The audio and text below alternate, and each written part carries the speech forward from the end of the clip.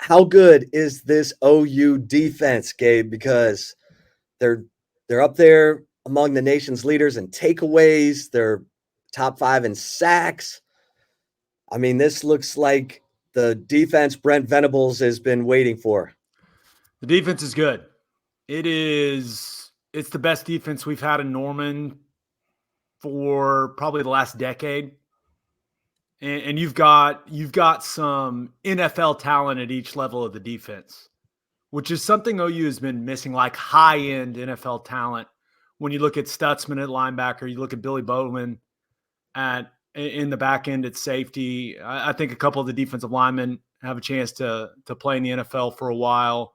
But it's the best group that Oklahoma has had in a long time. Now, is it an elite group?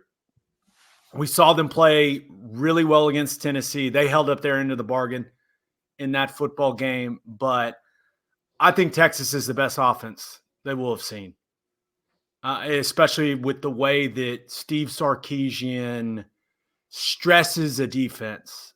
I mean, he makes you defend every blade of grass horizontally. And I think he's one of the best play designers, play callers, not only in college football, but in all of football. I think he's that good. It's going to be a huge challenge for Oklahoma's defense. And it'll be interesting to see what happens at the quarterback position for the Longhorns. Sounds like it's going to be Ewers. Yep. And you throw a veteran guy in there that's played a ton of football. He knows how to handle this type of environment. How healthy is he coming back from the ab injury? We'll see. But I think this is OU's defense's biggest test yet. The thing that will be the key in my mind, because Texas runs it well. They utilize the RPO game well. They've got a good play action game. I think they have the best screen game in all of college football. And they have good, just straight up drop back pass game and really good play action stuff. I mean, it is a complete offense that throws a lot at you. But I think the key for OU is going to be to slow down the running game and the RPO game that comes off of all of that. If you can limit the explosives in the run game, then you can give yourself a chance to slow this offense down. I think Texas is going to score some points because they've just got a ton of talent on offense, and that offensive line is playing some good ball. But I think OU's defense, they have to hold up well against the run game. They have to fit the RPOs on the outside when Isaiah Bond is catching the ball in space. They have to fit that well on the outside on the perimeter. If they do that, then they've got a chance to have a nice day defensively. But it's going to be a massive challenge. Yeah, Gabe, talk to us a little bit about the Jackson Arnold benching and now putting in Michael Hawkins Jr., because a lot of us here down in Texas, we were a little shocked to see Dylan Gabriel leave the way he did, especially how he ate Texas alive last year in the shootout. But here comes Jackson Arnold, all-world 5-star, and play against Tennessee. It doesn't go well, and now it's Michael Hawkins' job. Just tell us a little bit about how that's been up there in Norman. Yeah, it's been interesting. It's certainly been an interesting quarterback situation for Seth Luttrell and Joe John Finley. And I think the bottom line when you look at Jackson Arnold is he just wasn't playing particularly well. The offense really wasn't finding a rhythm. And the mistakes in the Tennessee game in that first half were just, I mean, for lack of a better word, kind of catastrophic from Jackson Arnold. Michael Hawkins is a guy that they've felt really good about since he stepped on campus. And I think they just said, hey, let's throw the young guy out there and see what he does, and did a nice job, especially in the fourth quarter against Tennessee. And he's a very talented guy.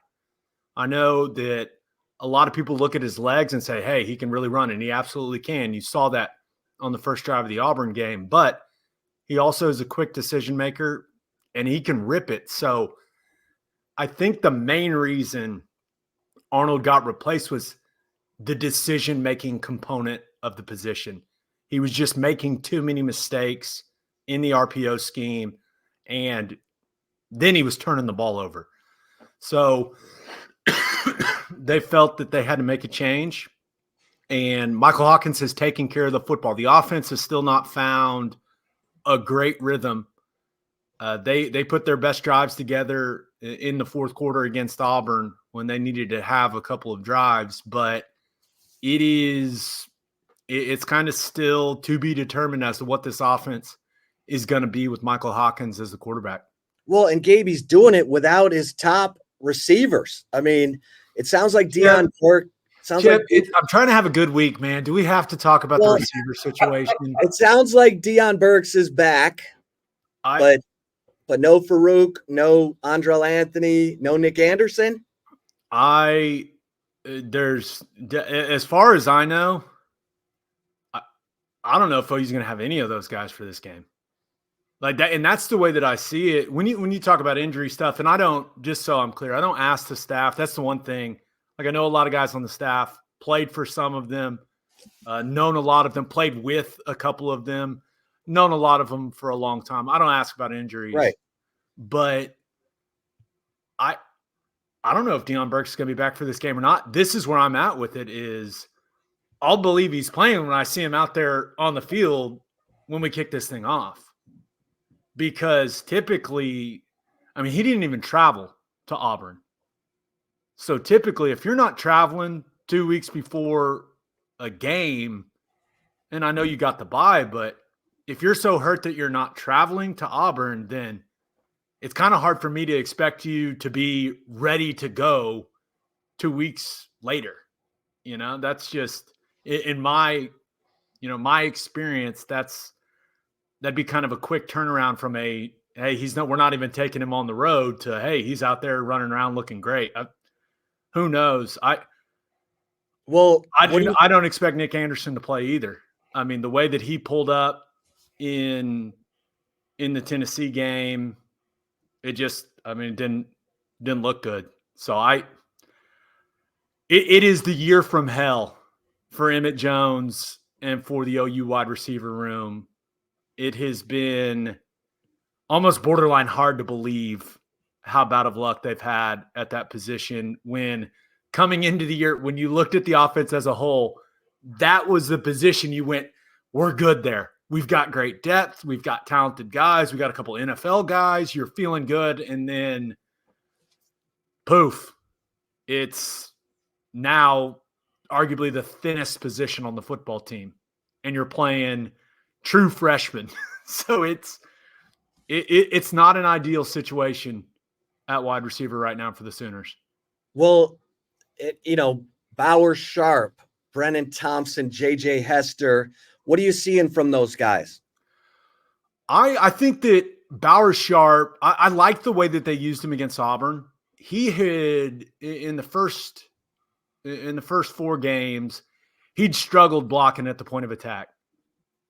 And they asked him to do less of that in the Auburn game, and he blocked more out on the perimeter. And I think that was a good decision by Seth Luttrell and Joe John Finley to put him in better positions to succeed. The guy can run. He can run routes. He gets open. I would like to see him become more of a part of the offense. I think he does a nice job of getting open in the middle of the field, but ball's got to come his way. And I do think I like the energy, the effort he plays with. I think the guy's got an edge to him, but I think he's more of a, hey, go out there and make plays in the passing game type of tight end.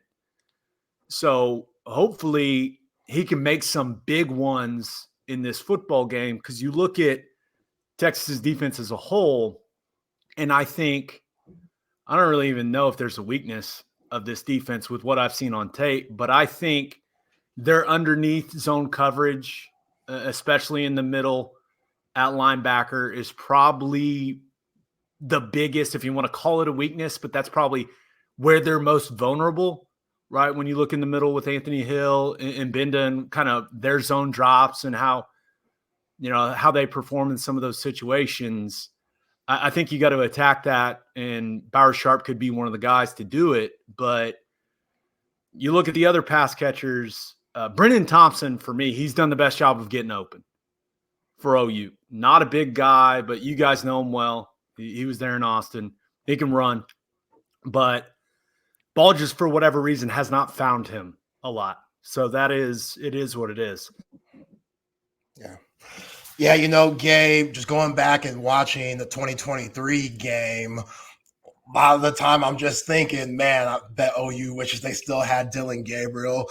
Can you talk about that whole process with him leaving? Because we heard Brent Venables say he wants to be closer to home, being a Hawaiian kid, which is why he went to Eugene. And it's just, I know Jeff Levy went to Mississippi State, but I don't know. It's just a weird way to go and put all your eggs in the Jackson Arnold basket to only bench him after 4 games. It's college football, man. I mean, you got to make some calculated risks. And I think the second that Jeff Levy took the Mississippi State job, the writing was on the wall. Like, Dillon Gabriel wasn't coming back to Oklahoma. And I talked to Dillon about this late last year. He was very, very disappointed that he didn't get a Senior Bowl invite. And I don't think that's something he anticipated. And I think that was the signal to him, like, hey, I may need to play another year of college football. I don't think anyone at OU thought he was going to play another year of college football. I don't think Dillon Gabriel or anyone in his, he's got his group around him, this tight circle. I don't think playing another year of college football was the plan.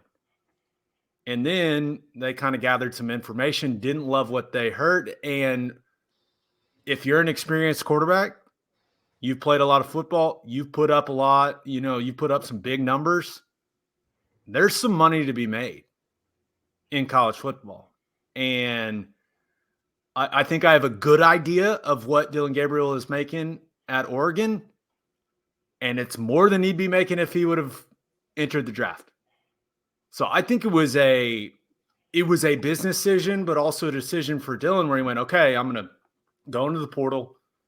I'm going to pick a good situation for me, which obviously Oregon is for him in the way that they operate that offense, RPO heavy offense.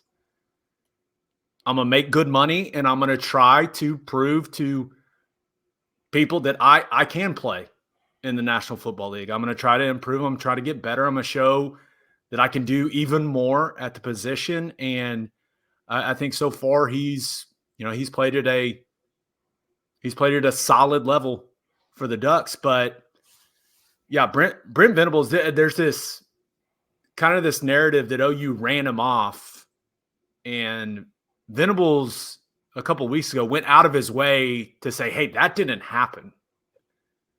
Because that story had kind of started gaining some steam once Jackson Arnold got replaced by Michael Hawkins in the Tennessee game. But yeah, when you bench Jackson Arnold and you're starting a true freshman and Dillon Gabriel's out there in Eugene putting up big numbers, does it look great? Probably not, but I think OU staff, you weren't keeping both of those guys. You weren't keeping Dillon Gabriel and Jackson Arnold for this season, and Dillon made it clear, hey, he was going somewhere else. So you had Jackson Arnold. They felt great about him. Still a very, very talented guy. It's not like the guy's career is over or anything, but yeah, I think that a lot of people want to make that into, a lot of people want to make the Dillon Gabriel situation into a little more than it actually is. Gabe, tell me about Mason Thomas and this OU defensive line. How's Dominic Williams doing? Who do you like on this defensive line? Our Mason Thomas has been good. He's closed a couple of games really, really strong. You look at him, I think maybe tied for the lead, or OU had their bye week just like Texas did, but I think heading into the weekend he was tied for the lead in sacks in the SEC. But he's finally healthy. That's really been the difference for our Mason Thomas at that edge spot for the Sooners. This guy that's been banged up his first couple of years, the second he stepped on campus, coaches were telling us, hey, watch out for this guy. He can rush the passer. and he can. You've seen when teams have had to get into obvious drop back situations against this defense, he wins his one-on-ones if he gets them. And he's racked up some statistics. He's doing a nice job playing the run as well, but I still think there's a little more there from him. I think his confidence is growing because he's finally starting to make some plays. And I think as that confidence builds, once you get that confidence as a player, that's when you start really playing some good ball. So I think we've seen some good stuff from our Mason Thomas. I think we're going to see even better moving forward. Dominic Williams has been good. He's been solid. OU's interior has been solid. Not a ton of production when you look at tackles for loss. You look at tackles in general, but Dominic Williams, Jaden Jackson, Grayson Halton, he's kind of more of the twitchy, like splash play type of guy for OU's interior. But these guys they've played well, and they've done a lot of the dirty work for this defense, eating double teams. They played the 3-man front against Tennessee, which they were just eating double teams all game long and spilling everything out to the outside and letting safeties go and make plays. I mean, there was guys sacrificing playing the scheme that they played in that game. So they've done a nice job of holding up at the point of attack, got moved a little more than I wanted them to against Auburn, and Texas is undoubtedly the best offensive line they will have seen. I think that Jake Majors is playing as well as any center I've watched in college football, and I watch them all pretty much. That's what my wife falls asleep about 2 hours before I do every night, and all I do is sit and watch offensive lines. It's a complete sicko move. I think he's playing great. I think Kelvin Banks is back to playing his best football. I like what I've seen from the group as a whole, and it's going to be a great challenge for this OU defensive line, especially with all the variety that Sarkisian throws at you. Yeah. Man, Gabe, Billy Bowman, he's so good, man. Again, just watching that game this morning, the hit that he laid on JT Sanders to cause that interception. You saw last week in Auburn, he's making big plays. I know the Texas fans, he seems like one of those guys that's been there for 10 freaking years, but he's a guy that I was shocked a little bit for him to come back for another season with how good he is. What does he mean for this Sooners defense, and what does he bring to the table every day? Yeah, he's really good. I mean, he's going to be an early round draft pick. I think he's a guy that is going to do really well when teams interview him. I think he's going to perform really well at the combine. Like he's a really good athlete. He's not 6'2" or anything, but he plays bigger than he is, and he's as solid as he's been physically. This season, he looks great and he flies around the field. And I think that the safety position in general has been a strength for Oklahoma. Billy Bowman's been really good. There's an argument to be had that Robert Spears-Jennings has been even better than Billy Bowman. I mean, he has been flying around and making plays, and he plays with a physical edge as well. But that safety spot has been really, really solid for the Sooners, and they're going to get tested in a variety of ways in this football game coming up in the run fit, and also, with how much the Longhorns want to push the ball down the field at times in the passing game, right? They're going to have to be on it. They're going to have to play at a very, very high level. And one thing that they have done a nice job of for the most part, everybody misses tackles every now and then, but Billy Bowman and Robert Spears-Jennings both have been very sure tacklers. And that's going to need to continue in this football game this weekend if OU wants to play the type of defense that they want to play. But, yeah, Bowman's a stud. Robert Spears-Jennings has been really good. The safety spot has been very solid. One thing I'll add, though, I think that Helm is the best tight end that OU has seen as a playmaker. I've been really impressed with what I've seen from him on tape. I think he's kind of a complete player at the tight end position, and he's made more plays than I thought he was going to make in the passing game. They really haven't played against anyone that has made as many plays as he's made at the tight end spot. So that'll be interesting to see how that works out for that safety group and coverage against him when they're matched up with him. And I lump OU's cheetah position in there as well when it comes to defending Helm, because I like what I've seen from that guy. Gabe, I know you got to bounce, but how do you see this one playing out? If OU is going to win, what do they have to do on Saturday? It's interesting because played in 4 of these, won 3 of them. The one I lost was the most confident I was ever going into the game. Is that 13? 13, when Case McCoy turned into Aaron Rodgers. Case McCoy. Gotta be shitting me. He, and to his credit, he played a fantastic football game. We didn't take care of the football. We were a 13.5-point favorite going into that game. Now, we were not as good as Texas is this year, and OU, when you just look at what OU's got on defense, like this year's OU team is better than that Texas team was in 13. But I say all that to say you never know with this game, man. You never know. And that's what makes it the best game in the country. That's what I think makes it the best spectacle in all of college football is you really never know. But there's just no debating that Texas has been a better football team up to this point in the season than Oklahoma. I think anybody that turns on the tape and knows what they're looking at would say that. But there's a formula out there. I mean, if Vanderbilt can beat Alabama, OU can beat Texas this weekend. Yeah. But it's got to be a very similar, and I bring that up because I think it's got to be a very similar formula. You have to control time of possession. You got to win the turnover battle. And you have to be good in key situational football. 3rd down, red zone, special teams. That's the thing. OU's got to win 2 of the 3 phases in this football game.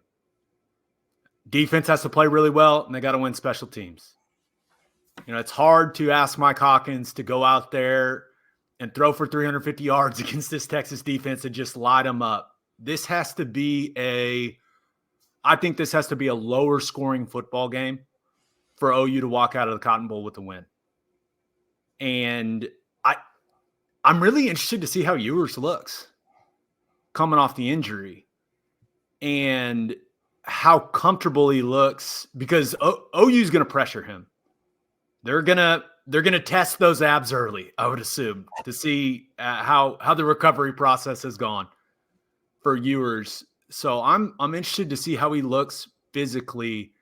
But yeah, for OU, it's got to be, hey, do your best to slow down the run game and the RPO stuff that's built off of it, which you'll love this, Chip. Teddy Lehman and I, who I do the Oklahoma breakdown with Thacker and Lehman with, we actually got together last night, and we'll put it on our YouTube channel tomorrow. We broke down 4 run pass options from Sarkisian's offense that you've seen through this first half of the season for Texas, and kind of break it down in detail of why it's so hard to defend. So I assume some of your people would be interested when we put that out on our YouTube channel at 11 a.m. tomorrow. But you have to slow down the run game and make them one-dimensional. And Ewers can sling it, man. If he's got to throw it 35, 40 times, then maybe he carves you up. But if Texas can remain balanced, if they're getting, 6, 7 in the run game, and they're throwing it out to Isaiah Bond, and he's getting 10, 11 on all those RPO concepts, then Texas is going to score a lot of points. So I think that's the key. Slow down that stuff, get them in, long down and distance situations, and make them beat you playing in 2nd and long, 3rd and medium to long. If Texas stays on schedule, it'd be a long day for OU's defense. But well, real quick, if Hawkins struggles or has to come out of the game Would they go back to Jackson Arnold, or would we see Casey Thompson? I don't know the answer to that question. I would assume they'd go back to Jackson Arnold. Yeah. I would assume. I don't think Jackson, to me, is not a guy that would go to the staff and say, don't put me in OU Texas. That's from my interactions with him over the last couple of years. That just doesn't sound like something he would do. I know we see this time of the year, we see a lot of guys, hey, I've played my 4 games. I want to preserve my red shirt. I don't think Jackson Arnold's worried about that. So I'm hoping that doesn't happen. I'm hoping we see a legend be born on Saturday. Michael Hawkins goes out there as a true freshman. First freshman starting quarterback since Aikman. Yeah. And the first freshman ever to start a Red River Shootout for OU at quarterback. I do think it's really good that he got the experience at Auburn that he did. That he got to feel that. And it was a good atmosphere in Auburn. But there's nothing quite like the feeling, the pressure that comes with this game when you're playing in it. Just because anyone that says, whether it's a Sooner or a Longhorn that's stepping on that field, anyone that says this is just another game is lying to you. Yeah. It's not. It's the game. So I'm very interested to see how he responds to the pressure this moment. He's got a great support system around him. He's been training for this moment for a long, long time, and can't wait to see how he plays. But the Sooners need him to take care of the football on Saturday and make good decisions and to extend some drives to where they can control time of possession. If they can't string drives together, Texas is going to win this game easily. That's obvious. But, yeah, I think the formula for OU is control time of possession, win the turnover battle. You got to win special teams because Texas is the number 1 team in the nation for a reason. And it's because they're damn good.